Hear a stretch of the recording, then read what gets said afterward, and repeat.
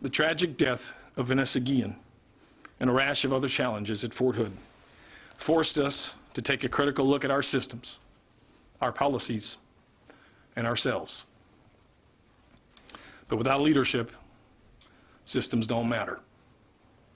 This is not about metrics, but about possessing the ability to have the human decency to show compassion for our teammates and to look out for the best interests of our soldiers. This report, without a doubt, will cause the Army to change our culture. I have decided to accept all these findings in whole. In response, we have created the People First Task Force to map out a plan to tackle them. We have formed a mechanism to ensure we have the right systems and resources while focusing on commitment over compliance.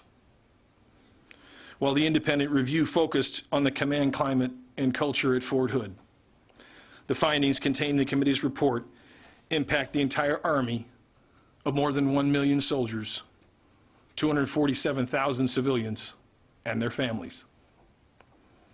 The People First Task Force will analyze the findings and 70 recommendations in the report, develop a plan to address the issues identified by the committee, and reevaluate current policy and programs. The Army will begin implementation by March 2021. The task force chairs are Ms. Diane Randon, Assistant Deputy Chief of Staff, G2, Lieutenant General Gary Brito, the Army G1, and Sergeant Major Julie Guerra, Army G2. I have also signed a new missing soldier policy. The policy will assist in tracking and finding missing soldiers. It clarifies expectations and responsibilities of unit commanders and law enforcement authorities, focusing on the first 48 hours a soldier is missing.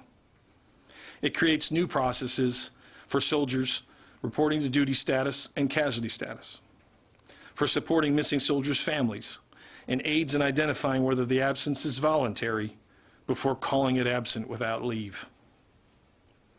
And finally, we need the right leadership.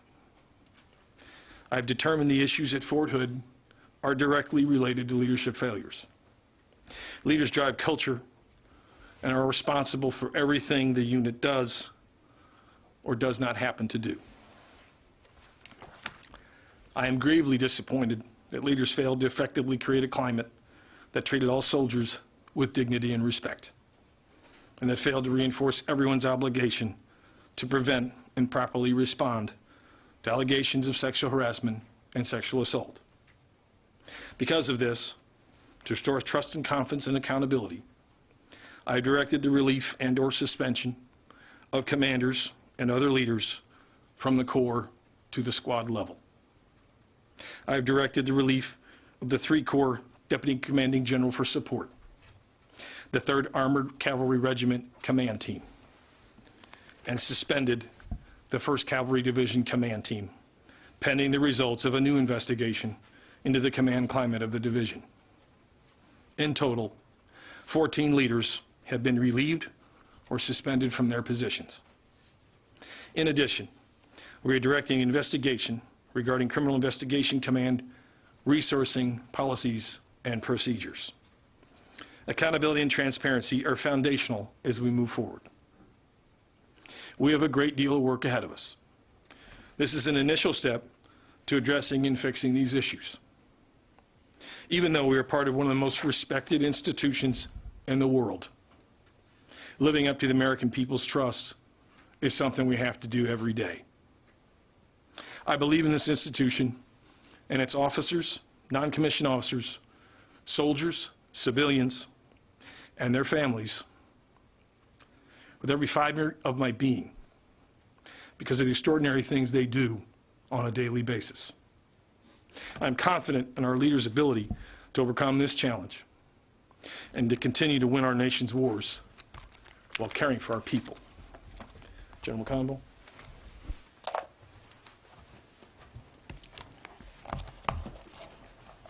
Well, good afternoon. We appreciate the work of the Fort Hood Independent Review Committee and the feedback that this report has given us. We own the results. And, you know, we've asked a lot of the Army and of Fort Hood over the last 19 years during continuous deployments to combat. And we know in the Army that we are not perfect. But what makes us the greatest Army in the world is that we recognize where we must change. We acknowledge our issues and we fix them. Prior to coming here, I talked to Mrs. Guillen, Vanessa's mother. And I told her that we're going to fix these issues and change the culture that allowed them to happen. I told her we must and will provide a safe and secure environment for American sons and daughters that serve in the Army. As the Secretary said, we are holding leaders accountable, and we will fix this. Tomorrow, we are briefing the Army senior leaders on this report, and we will ensure it is understood, and our plan to move forward will be implemented throughout the Army. We have been trusted to lead the world's greatest soldiers. It is our sacred duty to protect our soldiers so we can defend our nation. That is what we do. Thank you. Lita Baldor, first question.